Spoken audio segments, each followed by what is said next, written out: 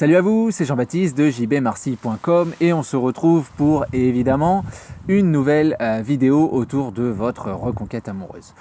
Aujourd'hui, on va parler finalement d'une idée sous-jacente que j'aborde extrêmement souvent, mais je voulais la formuler de manière un petit peu violente pour exprimer ce dilemme qui est souvent présent au moment de réfléchir autour de la reconquête amoureuse et surtout des comportements, des dires, des réactions de votre ex tout simplement.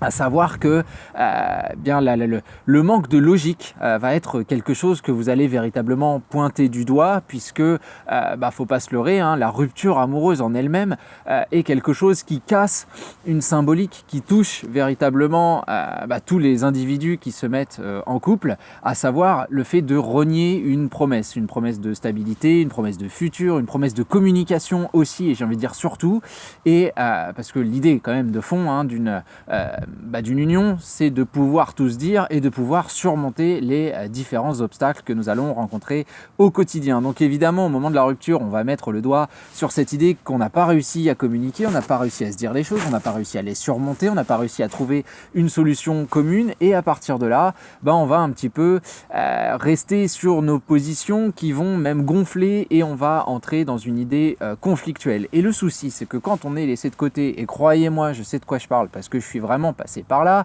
on a cette idée, cette impression que si on démontre la pertinence du manque de pertinence en fin de compte de la décision qui est prise face à nous, si on trouve les failles, si on démontre que la décision n'est pas assise intellectuellement et qu'on peut changer le cours des choses en faisant un petit effort, en s'améliorant l'un et l'autre, en ayant une meilleure communication également, on a véritablement l'impression qu'on va pouvoir faire basculer la balance de notre côté.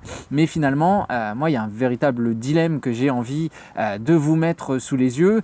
C'est cette idée qu'à un moment donné, il va véritablement falloir choisir entre le fait d'avoir raison et le fait de mener une reconquête amoureuse. Pourquoi ?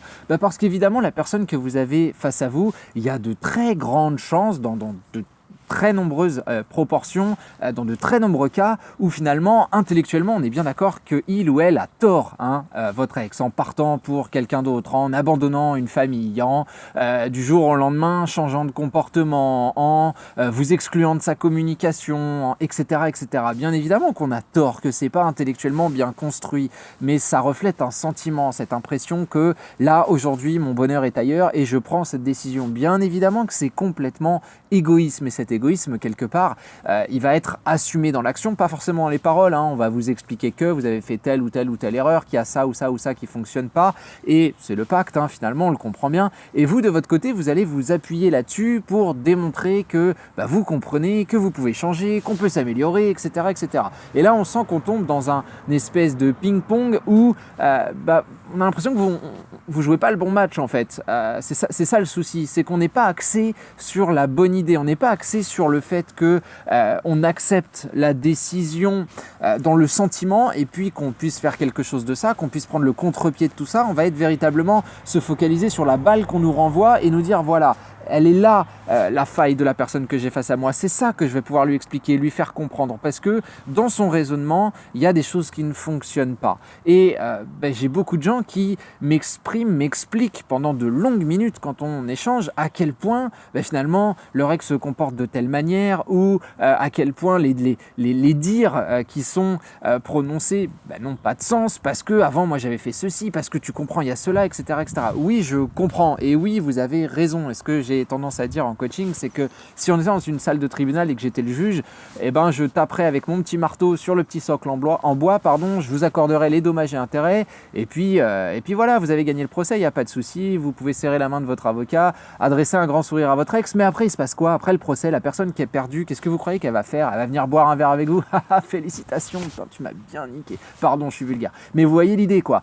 Si on perd, par définition, on a du mal à fêter la victoire de la personne qui est face à nous. Pourquoi ? Parce qu'on est dans le conflit. La logique de la reconquête amoureuse, c'est quand même un rapprochement. Du coup, il y a un moment où il va falloir se dire que avoir raison et se rapprocher de l'autre, Compliqué quand même comme histoire, parce que avoir raison, ça veut quand même dire qu'il y en a un qui a tort, et s'il y en a un qui a tort, bah là encore, on est dans la logique qui ne nous rapproche pas, on est dans une logique où l'un des deux doit accepter une certaine diminution, pas forcément de son statut, mais de sa position intellectuelle, et là forcément on comprend bien que on parle d'enjeu de pouvoir, on parle de domination, on parle de conflit, donc avoir raison, très clairement, ça n'apporte strictement rien. Maintenant, je sais que une partie des gens qui vont écouter cette vidéo ou tout simplement qui réfléchissent sur ces terrains-là vont se dire bah ouais mais t'es gentil mais moi mon ego c'est quand même quelque chose qui me sauve, c'est quand même important dans une relation de pas se laisser marcher dessus etc etc etc. Bien sûr je suis tout à fait d'accord, moi à mon sens simplement le fait d'avoir raison c'est pas respecter son ego, pour moi respecter son ego c'est être intelligent, entendu comme une capacité d'adaptation à la situation qui est face à nous. Est-ce que être intelligent c'est charger l'adversaire avec votre fusil, courir et lui tirer dessus? Je sais pas. Personnellement, je préfère être le mec qui est peut-être planqué avec son sniper et qui attend la bonne occasion. Je préfère être le mec qui va, je sais pas, planifier des routes d'évacuation pour sauver les civils. Je préfère être le mec qui est pas forcément sur le front parce que ça m'intéresse pas de cogner sur l'adversaire puis de me prendre des coups en pleine tronche. Hein. On n'a jamais véritablement envie. Je préfère me dire que il va y avoir un autre moyen. Il va y avoir une autre solution que le fait de vouloir imposer ou faire comprendre à l'autre que mon positionnement il est mieux que le tien hein. Ça on se rend compte que finalement c'est un peu cours d'école quoi, et il y a peut-être là justement un domaine où on peut être intelligent, où on peut être adapté, où on peut trouver une solution qui soit extrêmement différente du fait de j'ai raison tu as tort. Moi c'est un débat qui m'intéresse absolument pas, comme je vous le disais 90-95% des cas c'est vous qui avez raison, mais ça nous fait une belle jambe, ça fait pas revenir l'autre, pas du tout, c'est pas parce que vous avez raison que la personne face à vous va tomber amoureuse de vous, non clairement pas. Donc nous notre idée elle va être extrêmement différente, elle va être de déplacer la bataille sur un autre terrain, d'ailleurs de ne pas en faire une bataille du tout, c'est quand même le but hein, pour se rapprocher. Nous on va être dans les outils que je discute pratiquement à chaque vidéo, légèreté, sourire, connivence etc. et on se rend compte qu'on s'éloigne hein, véritablement de la salle de tribunal et qu'on n'est pas forcément dans le fait, même pas du tout j'ai envie de dire, de s'aplatir devant l'autre, de ne pas se respecter, au contraire hein, quelqu'un, d'ailleurs ça c'est une observation que j'aime mettre en relief, quelqu'un que vous trouvez charismatique. La plupart du temps, c'est quelqu'un qui a quand même un grand sourire, c'est quelqu'un qui est dynamique, c'est quelqu'un qui fait pas trop attention à la personne qu'il a face à lui, dans le sens où il va pas avoir peur de dire ce qu'il veut et de présenter une espèce d'assise intellectuelle, certes, mais tout ça c'est toujours fait dans la bonne humeur. Quelqu'un qui vous crie dessus, quelqu'un qui hurle, quelqu'un qui vous démontre que grosso modo vous êtes un idiot, vous allez jamais le trouver charismatique. Et tout ça, finalement, tout ça est relié, tout est connecté.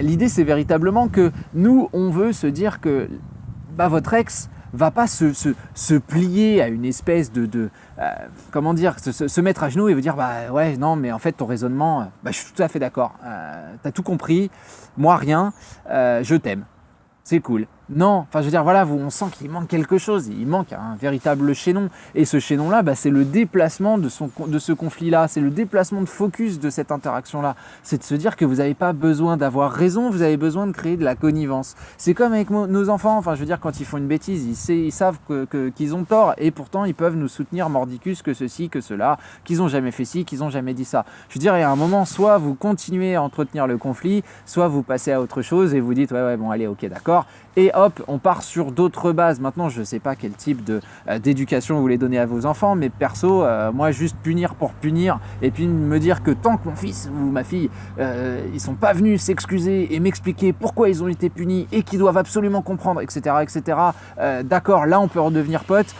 Non, moi ça c'est pas une visée qui m'intéresse, parce que on est en train de prolonger un conflit qui sert strictement à rien. Alors oui, j'aurais raison dans cette idée-là, puisque on a des principes éducationnels et que mes enfants, a priori, doivent les suivre. Hein. C'est quand même comme ça que marche la parentalité. Il y a des règles, tu les suis, mais la question c'est de s'interroger sur véritablement ce qu'on fait quand ces règles sont bafouées. Est-ce qu'on doit entrer dans le conflit frontal et relativement violent et que je montre mon assertivité parce que quand même faut pas déconner, ils sont petits et mon ego, ou alors est-ce que je dois trouver un autre moyen d'eux, une autre communication, quelque chose de plus doux, de plus soft. Chacun voit midi à sa porte. Ce qui est sûr, c'est qu'à la fin de la journée, Celui qui opte pour le conflit a sans doute raison, pourra affirmer son point de vue, mais je suis pas sûr que la personne face à lui se présente avec un grand sourire, accepte de le voir, de faire des choses et d'évoluer dans un dynamisme et quelque chose de très positif. Je vous laisse vous faire votre idée plutôt. Est-ce qu'il vaut mieux avoir raison? Est-ce qu'il vaut mieux être connivent et finalement mener sa reconquête amoureuse? Je pense que la réponse est dans la question. Voilà, comme d'habitude, vous avez la description de cette vidéo qui vous emmènera vers tous les petits liens utiles pour que nous puissions travailler ensemble. Quant à moi, je vous abandonne là pour aujourd'hui et je vous dis à très vite pour un prochain contenu. Salut à vous!